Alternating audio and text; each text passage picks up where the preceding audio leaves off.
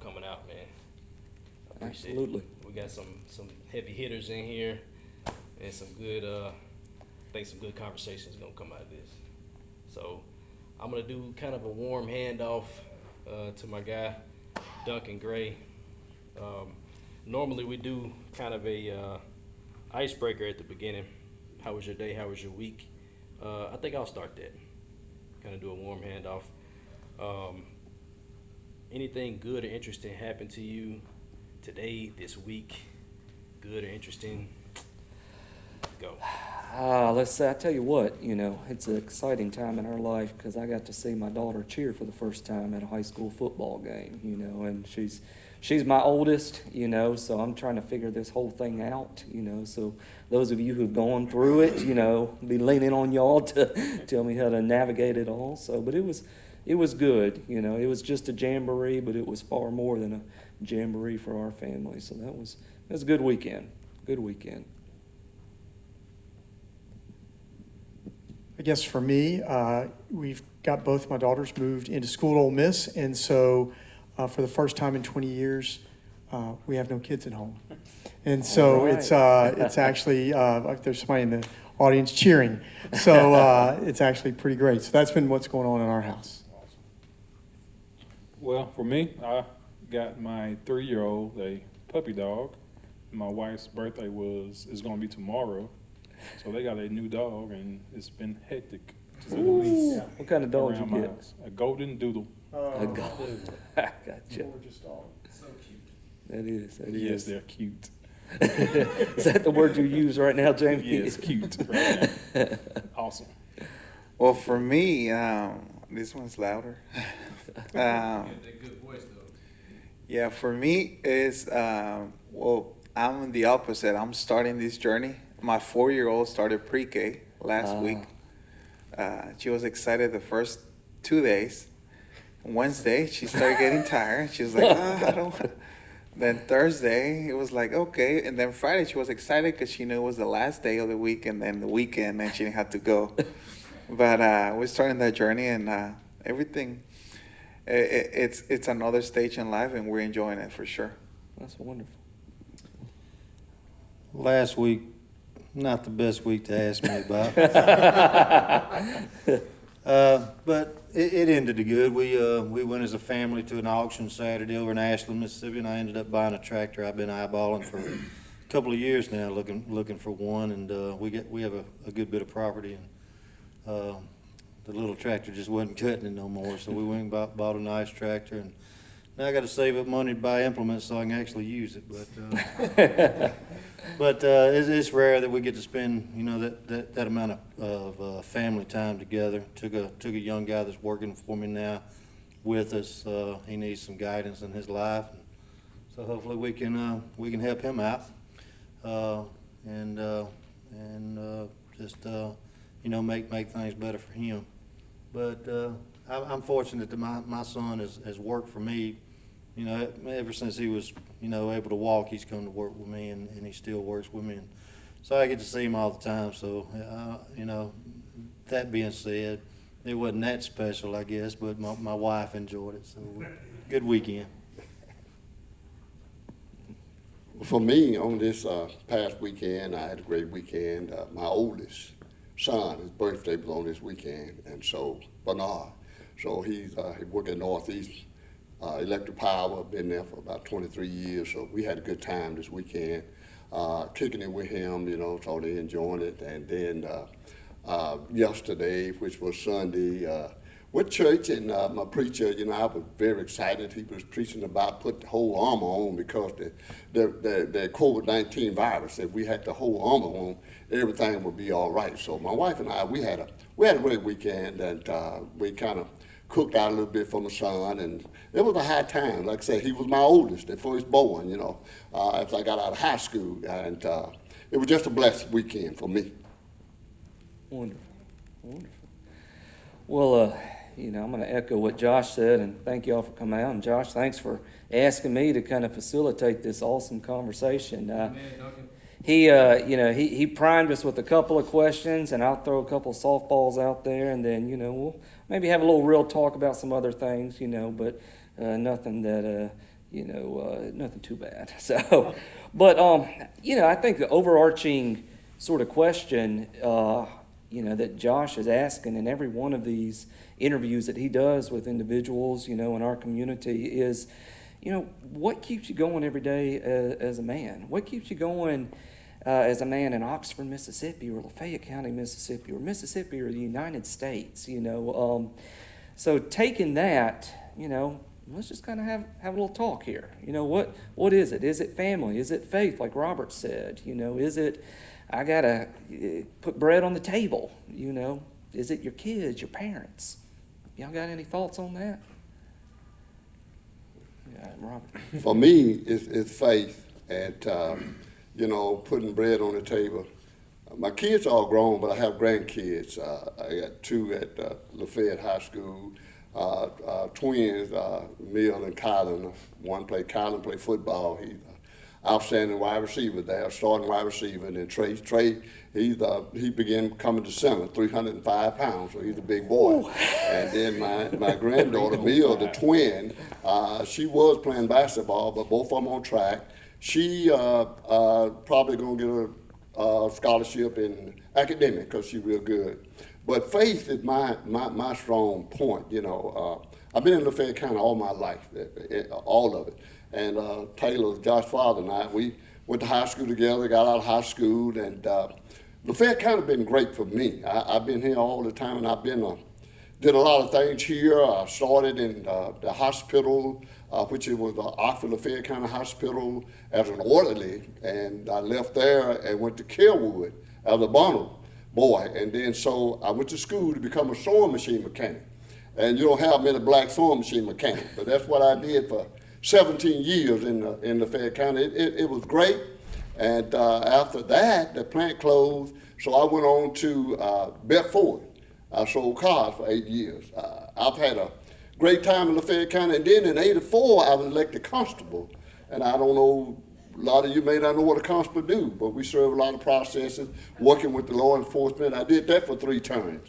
And the Lord blessed me, and one day the sheriff came out, buddy, hey boy, I need another black deputy. So I went to work for him as a deputy sheriff, and I explained to him, I said, Sheriff, now I'm gonna run for supervisor. I said, I'm planning on this. And he said, well, when you get ready, just let me know. And the Lord blessed me to run for supervisor in '95, and thank God I got elected 5 terms, stayed there 5 terms, 20 years. Retired in 2015. Sheriff came back and said, boy, I need you back over here helping me. I'm back at the sheriff's department now, doing transport for state and federal inmates. So, and trying to teach some of these young guys and tell them that it's a better way than what they are doing there. Yeah. Very good. Wonderful. Anybody else? I think for me, one of the things that keeps me going is definitely my family. I enjoy, I've got 2 daughters, one who's 20, one who's just about to turn 18, both of them in college now. But we enjoy being together. One of the things that we realized a couple years ago is that we enjoy traveling, playing games. The time during the pandemic when we were all at home was really just an extra added blessing. We had one of our daughters who'd already been at school at that point. So my wife, who's a professional in the school district in Oxford. So I think one of the things for me is the joy of getting to watch my family grow up and develop and become the women that God, I think, has created them to be. And so that brings me a lot of joy in my life. And I think that, for me at least, faith's a part of it for my life, but obviously as a pastor, but I think for me, one of those other pieces, and I could talk about a lot of other things, but family's the one that really comes to mind for me. Yeah, for me, same thing. It's faith, then family. But then when I think about what keeps me going, if I'm real, because we're going to be real talk, right? Go. Yeah. Okay. Well, faith, obviously, family, but then after that, it's ambition, because I want for my family, for my wife, for my daughter, better. I want to provide more than maybe what we had growing up, or maybe what our past generations had. So yeah, ambition keeps me going, and that, I mean, that covers personal goals, financial goals, business, putting bread on the table, obviously. But in that order, that's how it goes for me personally. Well, for me, it's, of course, faith. Now, but if I'm being real, if you had to call me 10 years ago, it was because I thought someone thought that I couldn't do it. Someone told me I couldn't do it. And I played football at Northwest. I had the head coach literally tell me that I wasn't good enough to play in the SEC. So for me to keep going, it was to prove him wrong. So a lot of my goals in my life have been to prove people wrong. Then I got married. My wife, DeQuisha Phillips, she teaches at Lafayette. And we got baby girl that's 3, a junior on the way in January. So now it's mainly providing for them so they can have a better future. Say what? Congratulations. Thank you. And it will be a junior, so if you're not ready for another Jamie, I'm sorry.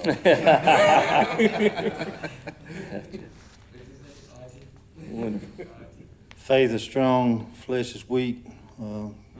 All glory to God. But I think for me, you know, it's always been family. Me and my siblings, our folks, you know, really fair, really firm.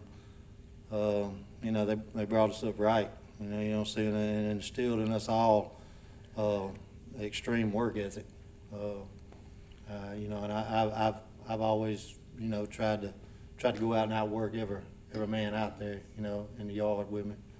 You don't see a lot of that anymore, and it seems like we're incentivizing people these days to not work. I think it's going to be, you know, lead to serious problems down the road.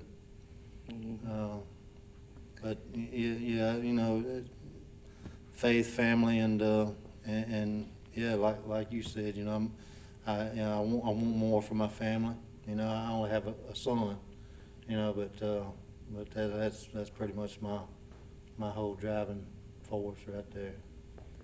So a lot of similarities, I think, you know, in all of us, and what drives us. And you know, Robert, you talked about ministering to kids. You know, I think the you know, and even we may not make that hard connection to that's part of our faith, but it's ministry, and it's outside the church. But I think that's a large part, especially in the South. You know, we are grounded in that, grounded in our faith, and grounded in our commitment to others and helping others. And you know, that's right. And you got to take it outside of Sunday morning service. Yes, sir. If you can't take it to the community, you really haven't did nothing. And another thing that keep me going, I sing in a gospel group pretty much all my life. And we write a lot of songs and the gospel stars. We do a lot of singing around throughout the state and out of the state also. And one particular song that I wrote that said, blessing after blessing, keep on coming my way. I don't know why, but he give them to me in a day, anyway. I don't deserve it. And then another one of my songs I wrote, you don't know what the Lord told me, and I don't know what he told you. That keeps me going. And I got my grandboys that are singing in the group with me now, playing instruments. My son-in-law, it's just a group, a family thing, you know, and we got an engagement in August of next year. We go to South Bend, Indiana, and in March we go to Waco, Texas. So we travel. We've been doing this for a long time, trying to spread God's word out there. Not preacher now, don't get me wrong, not preacher, but I enjoy sitting down trying to write songs, gospel songs, that would be left here, one of my legacies that I can leave behind for my kids, my grandkids, and my great-grandkids. You know, you answer one of my questions later on, but we'll come back to it, Robert. So thinking about, you know, in the South, it is very easy to lean on our faith. It's natural. What are some difficult parts about being a man in the South? You know, and thinking about kind of the general stereotypes that sometimes come with men and masculinity, and you know, being here as opposed to maybe another part of the country, you know, or another country altogether. You know, are there, and do you foresee any challenges, or do you see any challenges right now? You know, I can talk to this because I look different than most of you here, and we I were have talking. glasses too. Yeah. Oh, you weren't talking. I got Yeah. you. Well, we were talking at the beginning, right? Like, you asked Jamie where was he from, and he say, "I'm from Oxford. I've been here all my life." And I say, "Yeah, me too. Can't you tell?" Well, for me, I mean, something I want to share. I mean, when I moved to Mississippi, I was born in California. I was raised in Tijuana, Mexico. That's where my family is from. Excuse me. Came back to the States when I was 14 and started going to high school. Even though I was born in this country, I didn't know any English. I had to learn English in high school. Then after high school, ended up here in Oxford, at Ole Miss, went to Ole Miss, graduated and everything. I just stayed here. I stayed here because I loved it. And one funny thing is that while I was in school, my dad lives in San Diego, and I would go there during the summer or vacation and work with him, try to make a little bit of money. And every time I would get asked where was I living or what was I doing, I would tell him, "Oh, I'm a college student. I live in Mississippi." Immediately, I'm like, "What? What are you doing over there? Well, what's in Mississippi?" And it's one of the greatest things, one of the best things about Lafayette County and Oxford, Mississippi. And I know it exists, but me personally, I have never experienced racism, if we can call it that, towards me. And I guess it's because it's in a college town. I don't know. I don't want to make conclusions, but me personally never experienced any of that towards me personally. And it was amazing. And when I would share that with other people over there, they would be like, "That's strange." How? Well, I can only talk from my own experience, and everything that I've experienced has been a blessing, and that's why I'm still here. And one time talking to my family, to my wife, I said, I don't ever want to move out of Oxford. And I learned this from my pastor that if you don't want God to do something, don't tell him your plans, because then otherwise he's going to change those plans. But so I still pray that God doesn't move me out of Oxford. But going back to your question, how is it difficult? For me personally, it hasn't been difficult because everything I've experienced has been a blessing. And going back to your song, I agree with that 100%. It's blessing after blessing, and His mercies are new every morning, and I believe that with all my heart. And I've experienced, and don't get me wrong, not everything has been roses and rainbows and all that, but right. But it's been awesome. And for me personally, it's not hard because we have that faith that keeps moving us, and our motivation, our families. So in that sense, you got that strong foundation there pushing you that makes everything going smoother or easier, or trying to navigate through that. Sorry, I rumbled a lot in there. No, that makes sense. That makes sense, yeah. Thinking about this, I think a couple things have come to mind, just things I think that men are struggling with right now, that I see a lot of as a pastor. And one of them is just anger. There's so much anger floating in our culture right now. And I think that for whatever reason, sometimes men think they have to latch on to that, or they have to express that.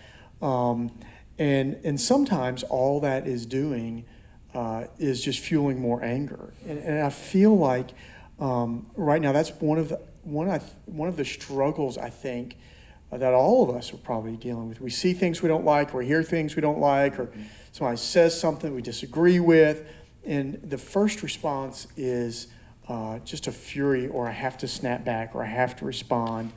I think that's one of the things men are struggling with right now. The other thing I would say that I see a lot of men struggling with is the inability to admit that there are mental health issues going on, whether that's anxiety or depression, or even deeper things than that. And what that does is we talk about how strong and important our families are. What that does is it just seeds it for another generation. And sometimes that is self-medicated and turns into alcoholism or drug abuse or other kinds of abuse.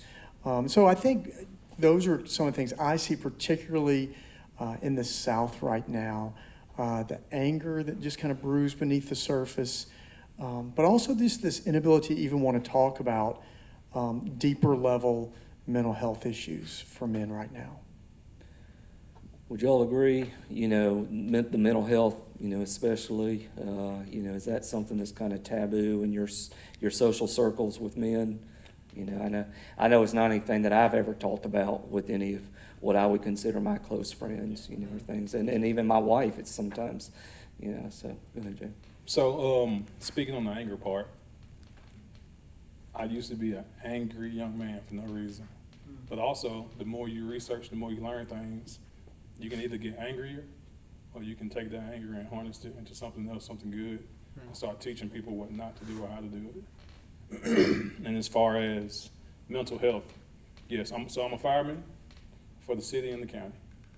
And as firemen, we see things on a daily that we're not built to see. Right? Yeah. So, me personally speak about mental health a lot because of depression, suicidal rates, military suicidal rates, and we got military and firemen that's together, so they're like doubling their stuff. We got cancer floating around everywhere. Mental health is a everyday conversation that I have with a lot of people. Me and my choir has talked a lot about it as well on things that we both deal with. I'll be the first to say that I'm not strong as I look at all. So I think But we'd for all. me, I've been here, like I say, all my life. I saw a lot of things happen in Lafayette County, and there's been some disadvantages in this county for myself. But as growing up as a young man, as a young boy, my daddy, he was a wise man. He always said, son, you got a lane. You stay in your lane and let them stay in their lane, And before it's having a problem, I didn't have a problem, but it was some disadvantage. Say when I ran for supervisor the first time, I got talked about hard. I got treated bad in several areas, but I didn't stop. I didn't send my wife out there. I didn't send my kids out there. I went out there, it wasn't no Facebook, it wasn't no cell phone, but I knocked on the doors. I want to sell myself. I want you to know who I was for me. Let me sell me, myself. And several people would say, well, if you challenge, boy, I'll vote for you. This was the white race, they would tell me that. But then I had some of my own race would tell me, well, you can't do that job. And I'm like the young man there, when you tell me I can't do something, you done messed up. you tell me I can't do it, it will be done. And my thing is that through Christ, I can do all things that's possible for me, And I tell people, you can't beat me and him both, because I'm going to work hard. And my dad always said, you're not no better than anybody else. But if you want to achieve something in life, you work harder than anybody else. And so that's why I got where I got today, is for working hard. But for as Lafayette County, Oxford, Abbeville, all these areas, they've been mighty good to me. And when I got elected, my district was 68% white at that time, 68% white. And I worked hard. I got dogs sick on me. I'll be honest now. I got ran off people's porches. Tell me, you so-and-so, get off my porch. Yes, ma'am, thank you. Some of those same people now came back and would tell me, man, I'm sorry, you not nothing like they say you was. Some people say you like the Falcatail devil, you just a racist and all. Man, that's not me. Who are you talking about? This is not Robert Blackman. I don't know who you talking about. And I said, they said the same thing with Jesus Christ. I said, but was it so?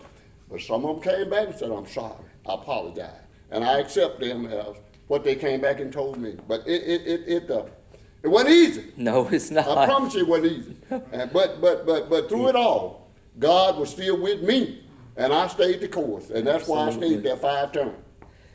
Mitch, let me ask, because you said something in your intro about you're going to outwork anybody, Well, I try. You try, okay. Well, and there's a theme here of being told you can't do something and That's then right. going to outwork somebody. You know, is that something that you've experienced as well? You know, someone saying, you know, bitch, you can't do that. Or, you know, or is that something that your dad instilled? I know you referenced him. I think one of the proudest moments of my life, I was probably 15 years old. I was working on a grown man's crew with my dad building houses. And Dad come to me and said, son, you work just as hard as the other men. I'm going to pay you the same as I pay the grown men. You know, but I think really when I was younger, you know, you know, I think we all have this self-doubt, you know, or, you know, wonder if we're good enough, that sort of thing.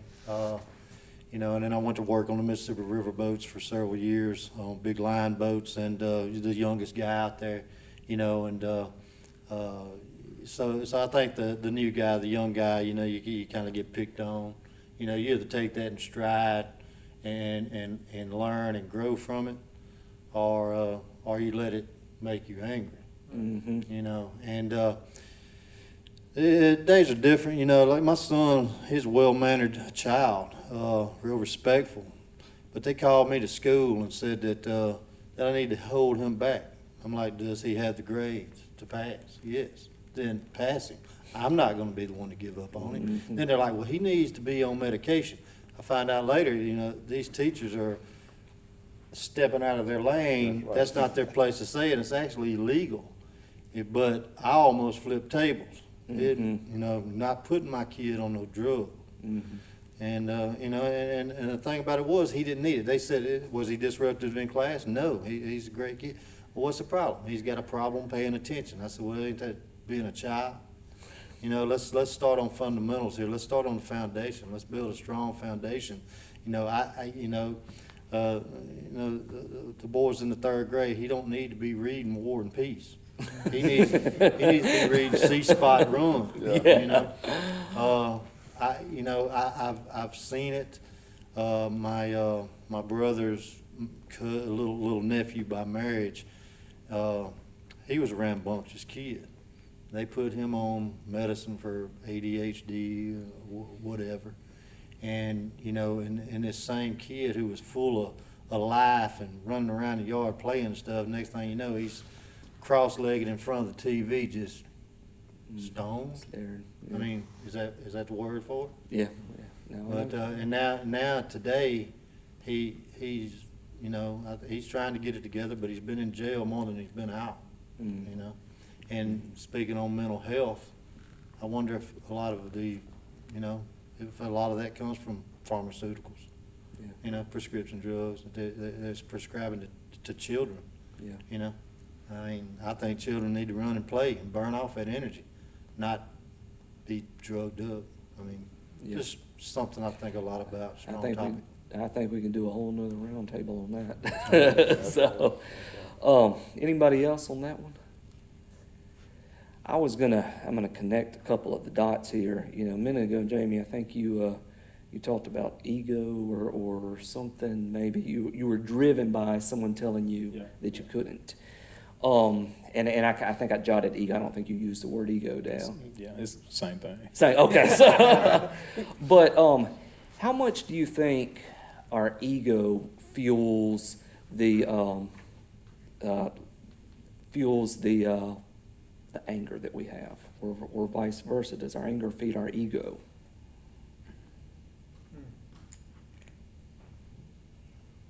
Yes. So, my ego has done both. It has made me angry, and my anger has driven my ego. I've always been one. My mother and father raised me where we can do whatever we want to. We just put our mind to it. So I've never been shy about my capabilities. If you ask me to go dig a ditch, I can dig a ditch. You ask me to go build a house, I'll figure out how to build a house.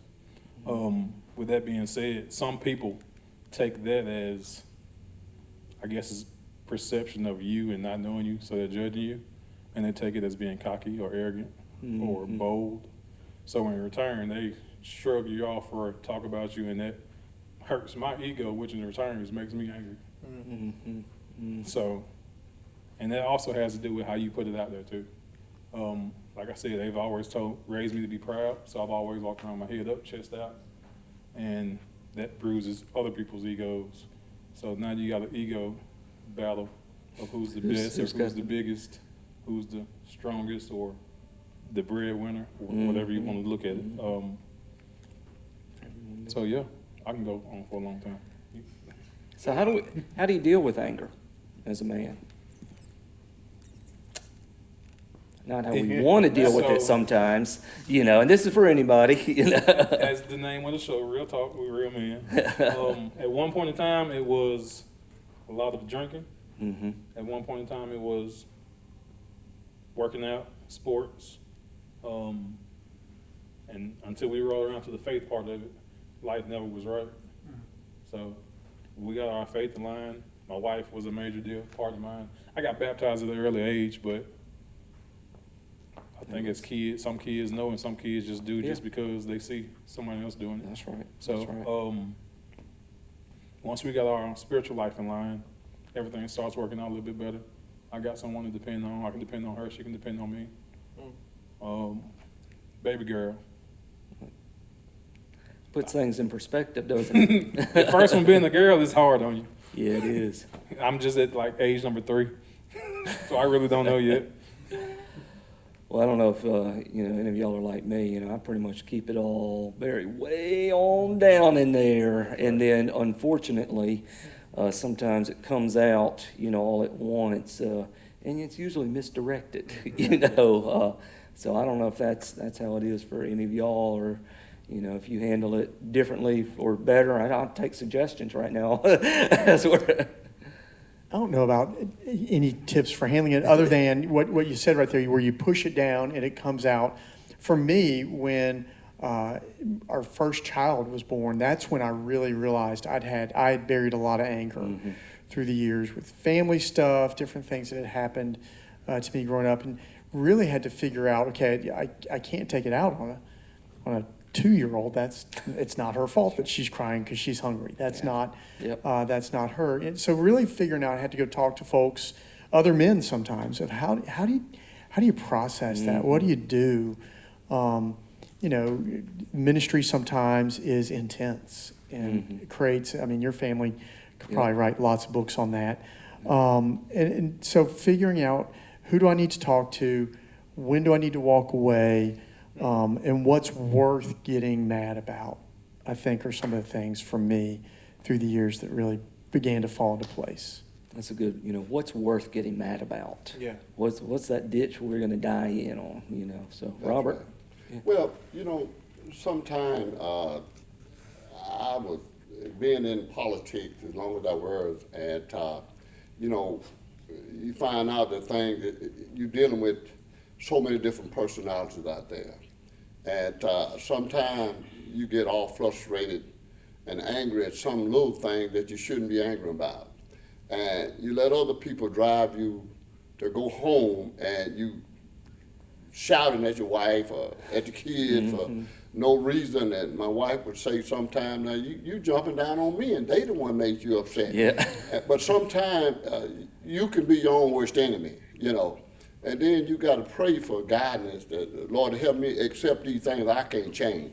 Because other people's demeanor, you can't change that, you know. Yep. So you have to sit there, and when you in an elected position, you know, everybody's right except you, you know. And if you want to stay in the office, you got to let everybody be right, you know, whether they're right or not. And, you know, it ain't like your child or your children. You say, well, son, you wrong, you know. When I'm out there dealing with you, and if you tell me, well, I want you to come see me about something, well, I can't come. One of my lessons that I learned real quick, when I first got elected in 95, got sworn in 96, a gentleman called me from College Hill, and he said, Robert, I need you to come. I want to show you something. I said, well, sir, Jack Holloway is the road manager. His number, so he said, you wait just a blank minute. I voted for you. I want to see you. You appointed Jack. You go to Jack. I want to see you. From then on, if he wanted to see me and the road manager went. You know, and so you learn from your mistakes. But anger is something, and like you said, getting mad, it's nothing, it's best not to do that way, because I never will forget working for Mr. Belk at Belk Ford. And he told me, you don't go out and sell people cars with that expression on your face. And he told me, he said, you smiled, and I smiled. He said, I frowned. He said, how many muscles did it take you to frown?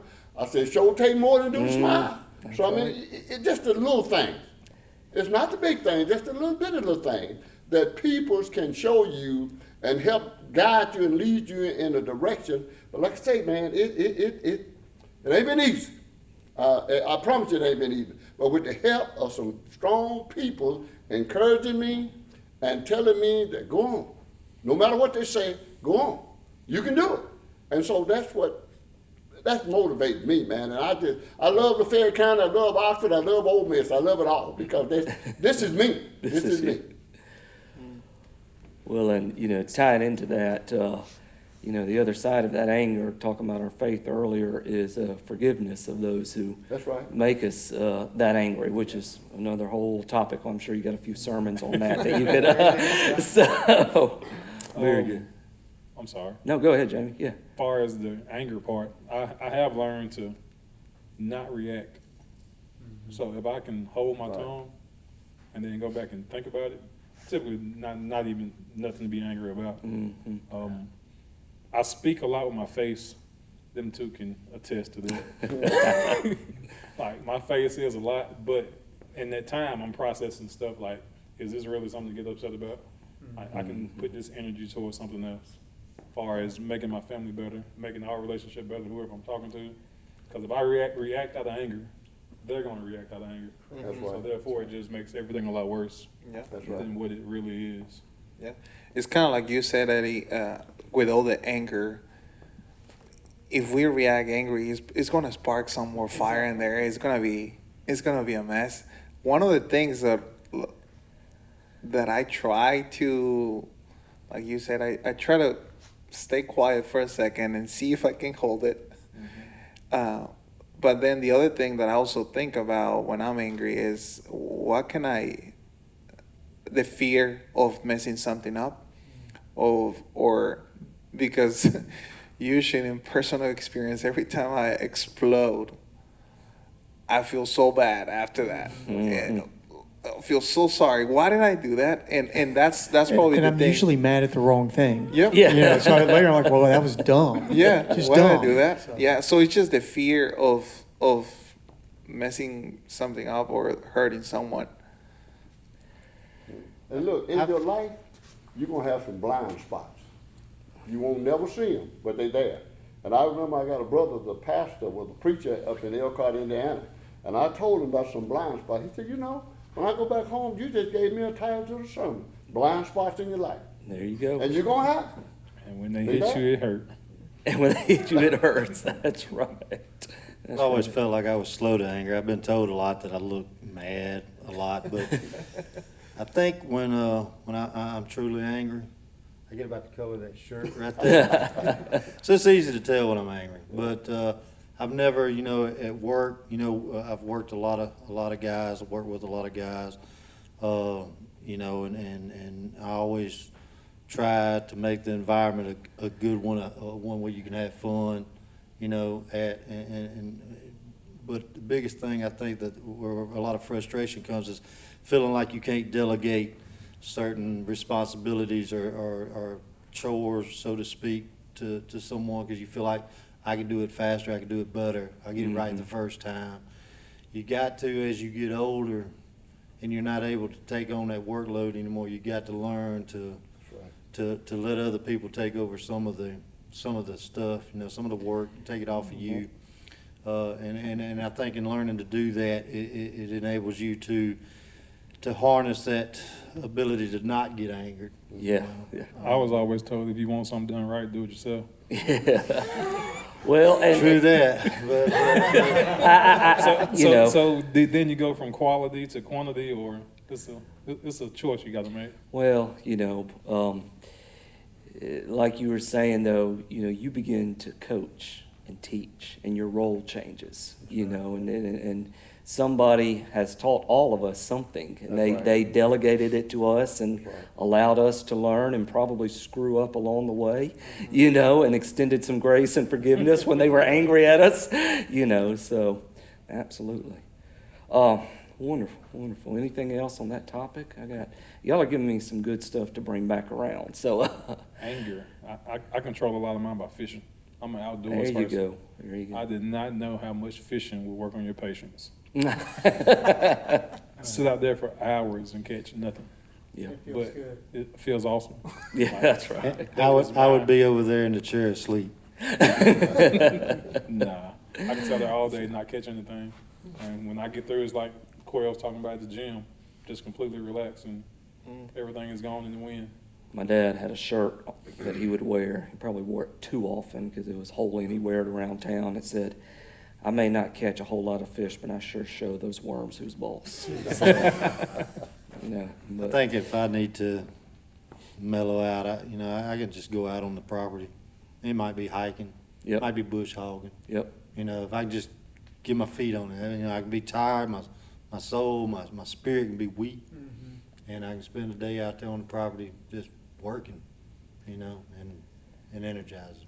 You know, I used to, not used to, I still work in my yard all the time, and I used to be the only one who did it, and like you, I loved it.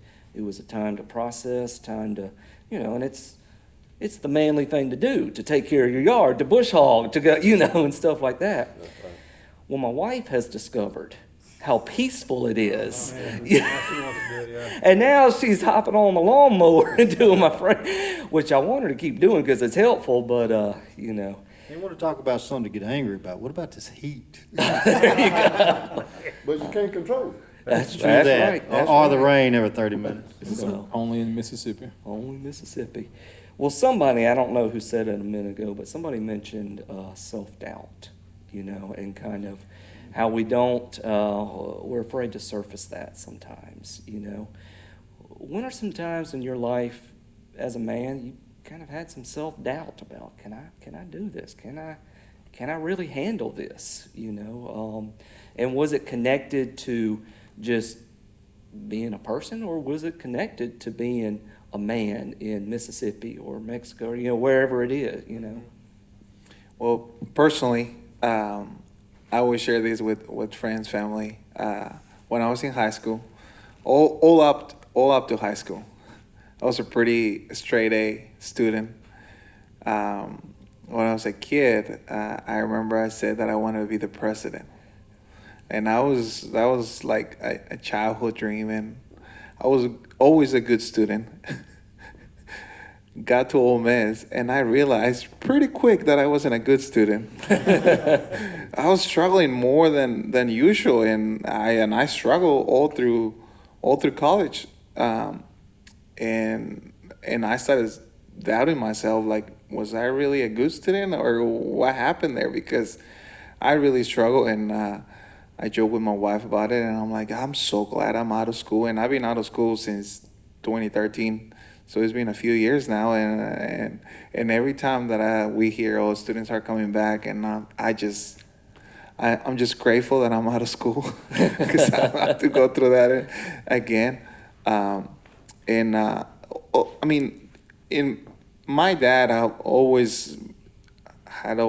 always been the greatest motivator, and saying similar to most of you, all of you, that you can do whatever you set your mind into, but I've always, but not always, but there's been some moments in life where I've doubted myself and think if I'm really capable of. It was my birthday a couple of weeks ago, and I turned 31, and I said to my mom, sometimes I feel like I'm still 12, 13 because I'm not figuring. I don't know how to figure this out. I still feel like a kid that I don't know what I'm doing. So I guess that's a perfect example of self-doubt in myself. But then going back to faith, going back to family, that's what keeps you going. Absolutely. Yeah, I think we all have kind of had that moment, and I do at least, continue to say, all right, is this, am I going down the right path? Can I do this? What am I, So, absolutely. Well, for me, I really never had a doubt. I had a fear that I couldn't do it, but I never doubted myself. But the fear was there, and I remember going to some big programs, singing on national stages with some of the professionals, the big professionals. Well, we little peons are saying that, hey man, we're on the stage with the Williams brothers, where these guys go first, and I'm wondering, the fear is that when you get up there, am I going to sing the right song? Am I going to push the right buttons here? And then once you get started, that fear get away and the Holy Spirit take over, it's gone. Just like that. Yep. The first step takes it all the way, don't it? Mm-hmm. So for me, it was football. Northwest, Ole Miss, high school, first play of every practice. Like when I moved up from Northwest I moved up from Lafayette High School to Northwest, first play, my feet never moved. The play was over with. I was like, I'm not ready for this. These guys are way too fast. Yep. Same thing. I got the Ole Miss, first play. Parade Jerry, John Jerry. I can't move with these guys. After that, I mean, you take that leap of faith, that step of faith out there, and you get caught up, and you figure it out. There it is. Also, marriage. Yep. I I was still waiting got on that. somebody to say it, so I didn't have to say it. I started to say it, but my wife told me if I didn't. Mine watching too. She was excited I got invited on here. Man, self-doubt. Say what? We talk about it often. That's one thing we do. We do talk about ourselves. I don't know. At one point in time, I didn't think I was going to be a good husband at all. Got deep really quickly. So, Yeah, and being a father too. yes. Look, those are the doubts for me that creep in like hourly, you know. Are you doing it right? Yeah. And then I got a teenage daughter who tells me everything that I'm doing wrong professionally and personally and sends me text about it. Doesn't get better. It doesn't get better. You know, when we sent our second child to college, I mean, there really is a moment when you're releasing your kids of what did I do wrong? How did I screw them up? That's right. You know, where did I drop the ball? Maybe I should have done this or should have done that. And that's the same thing professionally, leading an organization through the season of COVID. You wake up every day and like, what's the right decision today? I got no idea on most days what the right decision is. I know in education a lot of times it's the same way. What you wake up, there's not a playbook. And I think what you just described is you just get out on the field and do the best you can with what you got. And you play the game in front of you, not what's behind you or what 10 plays ahead. You got to play the game in front of you, and it's hard to keep yourself in that moment though, because your doubts play on every bit of your person. They steal joy. They steal.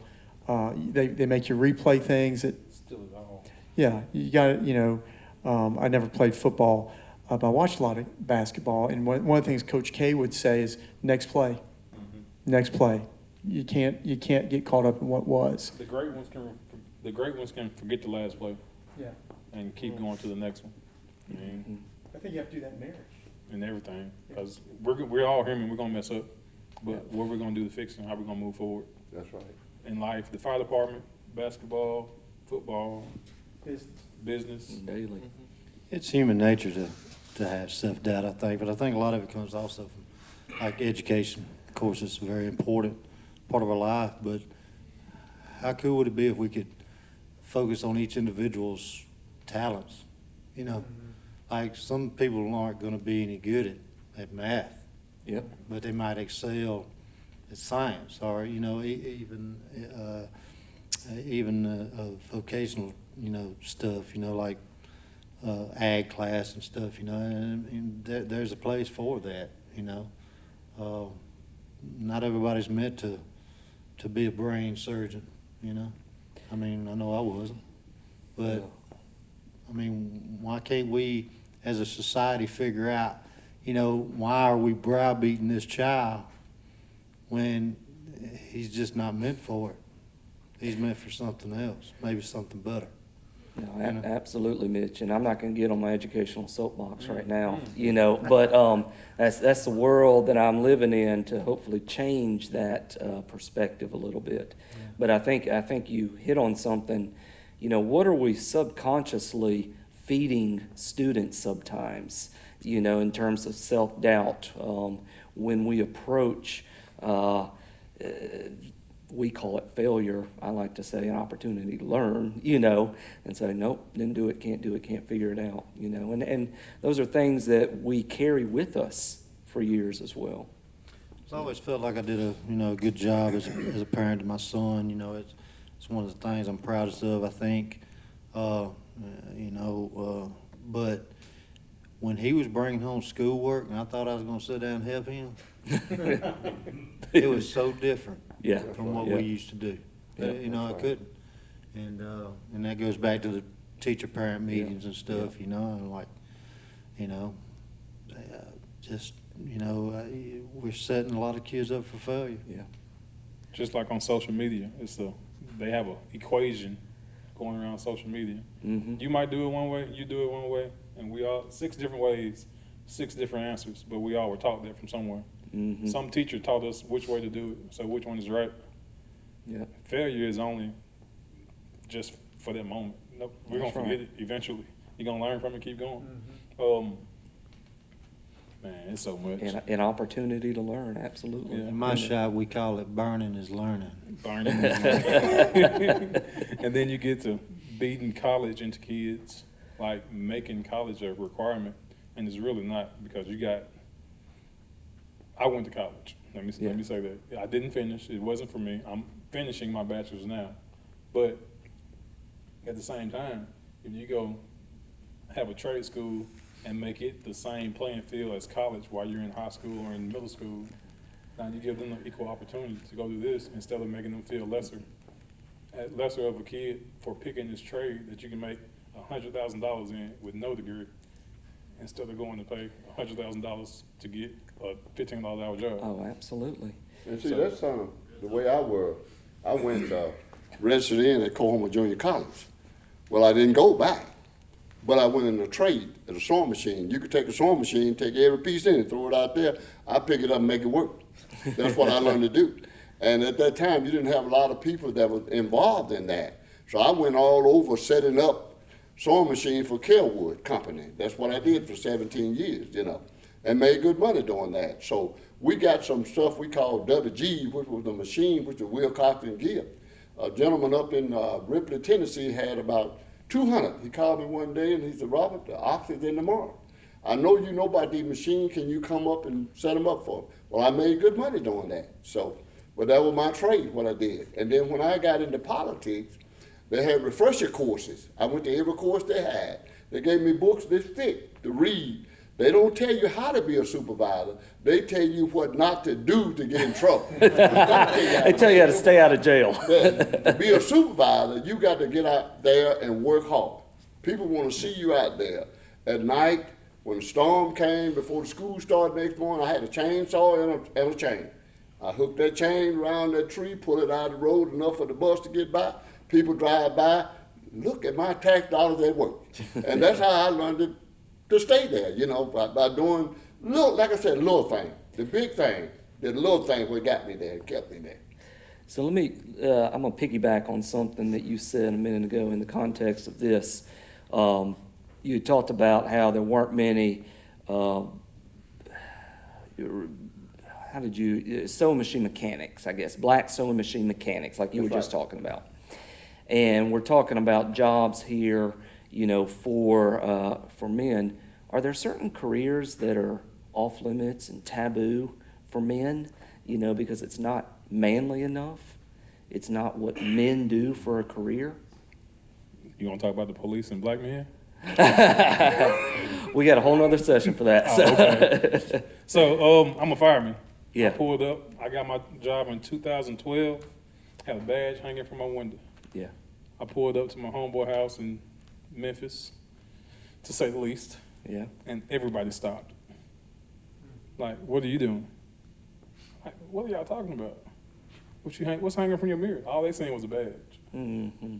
So is it taboo? Not understanding it's a job that you can also minister to people and get them to figure out that there's more ways to make an income than being a football player or a basketball player. So there's just one that comes, the police. Now, I'm not even a cop, so. Yeah. But we wear blue uniforms when we're in our Class A's. I wear a white shirt every day. Yeah. Nobody knows the difference really until you ask or speak on it. But I've been in the policeman on that side serving, still do. But you got so many young people out there when you're talking about jobs. Young people don't want to work now for some reason or another. You know, they just want to sit around and I hate to say it, and smoke weed and stuff like that. So here I am, Mr. McGlon offered him a job to work for him to drive a truck or work with some of the heavy equipment to teach him some things. But then here you come and say, well, look, guy, you can make $1,000 a day just selling this or doing this. And then, you know, these guys go out there and buy a $500 car and put $3,000 set of wheels on it. You can pick it out from anywhere, just natural, you know. And this is the thing that people, young men today, I don't know, but so many of them is raised in a single parent home, you know. They don't have that father figure there to try to train them, to teach them. It's a better way than doing what you're doing, because what you're doing, you're going down the wrong road, you're going to get caught, you're going to get put in jail, and then once they get that criminal record, it's just a repeat. That's what you get. And we have a lot of ministers come over there, some of them get baptized over there. But even after they get baptized, it's just a show, a sham, because then 6 months later, a year, they're right back. I think it was something you said earlier when you talked about trying to mentor young men that you right. talk to. And I think every one of us talked about the importance of family. But what I know and what all of you know is that a lot of the young men grow up without a father or grow up without strength of parents on either side.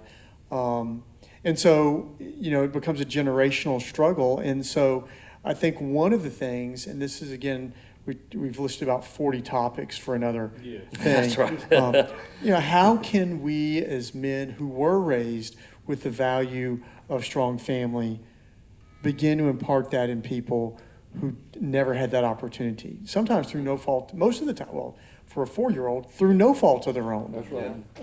And missed out on that piece of life. I think that's one of the great challenges for us. If we really want to talk about moving the needle, That's right. I think we have to have that conversation. That's right. But you have to realize, Noah preached for 40 years, still didn't get over to him that it was going to rain. And we can talk to the young people till, I say, blue, until I'm white in the face, not blue in the face. And it's still hard to try to get in their head. And I wish sometime I'd like to cut your head open and see what's in there. What's rolling, you know, because, I mean, you know, it's real. But you can talk all you want to, and some of them still gonna step off on the left-hand side. Like I said again, Moses did it for 40 years. They still wouldn't listen. So, I mean, but we still got to put it out there. We still got to understand that they're kids as well, though. Yeah, but Like, their mind has not fully developed. right. Well, some of them got the age of a grown-up, They got but the they got size a of kid's mind. Nah, they got the size of a grown up with a kid's mind. Right. So when But I don't know whether that's kids or not. That's just what I want to do. Right, and there's a lot of research right now. The end of adolescence, which used to be at 18. Right. When I graduated from college, my dad said, "You're done. I'm done supporting you at all. You're on your own." We figured it out. The end of adolescence now is much later. It's around 30, according to research, which means that's just trouble. That's trouble. That is. So- So when I got 18, I wanted out of my parents' house. They might have wanted you out at that point. Yeah, I left at 18. But but you know, most of the people back then, when they finished high school, you got out. But these kids now, they're like you said, 30-something years old. And they not the moral. And the kids are running the house. So the kids running the house. This is louder, isn't it? Yes, it is. It is. Oh. At what point in time is it the parents' fault and not the kids' fault? Yeah. Well, one thing with society today is the strong masculine male figure That's toxic. is toxic. That's what they say. but that's what we need. That's what we need. We need strong men to step up, guide and direct these children. You know, look, I think, 8, 9 years old, hard labor, good thing. Put these youngins to work, We had to work. We need chores. We need direction. Too many walk without purpose. That's right. They have no sense of direction or where they're headed or what they're going, what they're going to do. Something else that bothered me, this past Father's Day on social media. You see how many come out angry about, I'm a single mom, I should get credit for being the father. No, you shouldn't. You got your day, you got Mother's Day, sure, you're a single parent, you perform the duties of both. But let's be, let's appreciate our fathers. What is, Mitch, and you used a word right there, kind of tying into the, what we're talking about with sort of men and stereotypes. You said a strong male figure. So how would you define a strong male figure in a child's life? A caregiver, a provider, someone who will discipline. My folks never screamed or cussed at me, but or hit me. But you better bet they put the belt on my rear end. I mean, that's and that's I did the same thing with my son. And a story I like to tell is, well, my kid, he was old enough to pull himself up in the crib, right? I had him sleep in his own room. And I would go in and I would tuck him in, I'd give him a kiss and tell him how much I loved him. And I'd go back in the living room, I'd hear him hollering. I'd go in there and he'd be standing up. I'd go back in there and pop that little thigh for him, lay him down. He'd dry up, next thing you know, he's sound asleep. And my wife would be like, I don't understand, he's just a baby, how can you do that? The next morning, we'd both walk over to his crib. Who would he reach for? His daddy. Mm-hmm. Discipline is love. That's right. You mentioned in there the routine of you going in, kissing your son, hugging him, saying, I love you, in conjunction with the discipline. And a lot of times, one of those parts seems to be missing in the relationships. It's either the discipline without the I love you, the affection, or the I love you, the affection with no discipline. So there's that balance there. Spare the rod, spoil the child. Yeah. Everybody don't need the rod. Yep. You can discipline without using the rod a lot That's of right. times. Yeah. But the book don't lie. Spare the rod, you spoil the child. And And that's if me you with my train baby. him, when he get old enough, he'll come back to it. He might stray, but he'll Yeah, come back to it. that's right. Speaking for myself, because I know I strayed, Yeah. but I came back. Life without discipline is disaster. It's a disaster. Yes, it is, in every aspect of it. If you don't mind, I want to share something that I think when we think of man, we have the macho figure, right? Caregiver, and one thing we can all agree here in this table, we all mention our faith as being a very important part, and one of the, for me, is how can I be a man according to God, and what's the definition of a man from God, so that I can be a better man overall. There's an illustration that I heard one time, and I'm giving credit to Tony Evans. It's not mine. But he said, get on the game and not just be on the bleachers and pretend that you're a man and just going with emotions and trying to be a good father or a good husband or a good Christian man, but just get on the game and be a real man according to what God's definition of a man is. Mm-hmm. That's great. It's hard too. It is. To live up to that. Sometimes bringing some of that self-doubt in. So, well, got one more question, kind of wrap this piece up here for us. What do you want your legacy to be as a man, in this community? And Robert answered it early on, so I'm going to start there and have him, and we'll just work our way around. My legacy is that for people to remember me, that a man that tried to help somebody, that tried to show somebody the way, not the wrong way, but the best way to excel in life, and also to try to get the spirit in order, let them know that if you just look and go to Romans 10 and 9, that's all you got to do is read it, and it'll tell you exactly what you need to do. Have that faith, believe that Jesus died and God raised him from the dead, and then you shall, But and my legacy is that I raise my children right. I treat my fellow man right, and he was a guy that was always there for somebody, and he left some songs behind. All you got to do is listen at them. And blessing after blessing, keep on coming my way.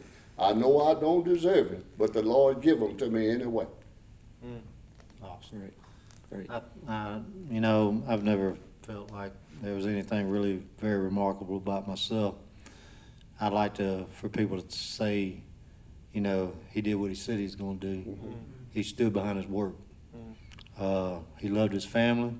That's right. And would do anything for them. And it's simple. It's good. That's a good, tough question because it makes you think and analyze and see where your life is. And I consider myself still young, but we don't know our days, right? We don't know when are we gonna leave. And there's one thing that will be my legacy will be that that I love my family, that I was. And I hope my wife agrees with this, that I was a good husband. The people that know me, a good man, and most of all, a good follower of Christ. It's wonderful. I think my legacy is going to change for what stage of my life I was in when you met me. I'm that guy still to this day, the car with the big rims, the work truck with the lawnmower and tractor behind it, and I pull up in the firefighter uniform.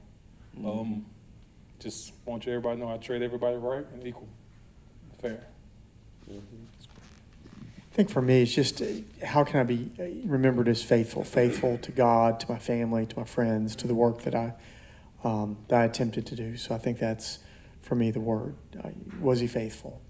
Great. Wonderful. Well, guys, I appreciate it. This has been really enjoyable. Josh, I appreciate you answer that last question. Let me, oh What man. is your legacy? What legacy are you leaving? What would you like to leave? What I like to leave, I think as one who was committed, very similar to what these guys have said, committed to my family, committed to my community. This community means a lot to me. It has been here, like many of y'all for most of my life. It's shaped me. Want to leave it better than I found it. Commit to always getting better in my faith and my spiritual journey. We can never be too good at that. And being, I hope that people will remember me as someone who was fair and honest, and would shoot it straight, but when, because Lord knows I've had to do a lot of discipline in my career in education, but it comes from a place of love. Yeah, So, That's right. all right. Big steady. Yep. Final word. I want to be obedient, and when I do leave, I just want to know that I was effective. That's it. That's it. That says a lot. It does. Well, for me, I think some of the same thing, like saying that I did something and left something to my kids. That's what I define as legacy. What makes you legendary, or what makes you immortal? What do you have to leave behind for your kids, their kids? That's what a legacy is. Not just what you're doing here right now. What are you doing that's gonna leave an impression? It's not always just money. Wealth is good to have. It makes it easier to do, what you want to do. But if you're leaving not just monetary wealth, but wealth your heart. That's it. Absolutely. And all you guys up here have shown that, and I appreciate greatly that I think this is a start of something great. Yeah. And it was both nice to see and hard at the same time to sit back and not say anything. You know, we're both back here like, man, we should, and feel like we want to say something. But this shows right here that things can be said. Men can sit down at the table and talk about right here. Because we're at the end of the day, when you take off the tattoos, take off my hat, my light skin, my well-spoken manner, we're all the same. That's We're all right. men. That's right. That's right. So, The problem with the world today is they tend to remember legacies that aren't worth remembering. yeah. Yep. And we all want to leave a legacy that's worth remembering. That's right. That's What's right. what's not on the outside and what's on the inside. Yep. But I appreciate y'all. We're gonna sign off. All right. on that. Sounds good. Until next Thank time. you. Till next time. Good job. Yeah. Yes, indeed.